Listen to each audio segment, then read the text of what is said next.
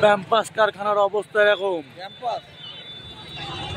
এখনো পর্যন্ত fire brigade এসে পৌঁছায়নি, প্রায় আধা ঘন্টা হয়ে গেল। এই যে এখনো দাও দাও করে আগুন জ্বলছে। এটা বাউন মোড়ের এখানটায় কাছাকাছি হয়েছে। আমরা কদমগাছি থেকে ছুটে এসেছি, এখনো পর্যন্ত ফায়ার ব্রিগেড এখানে এসে পৌঁছায়নি।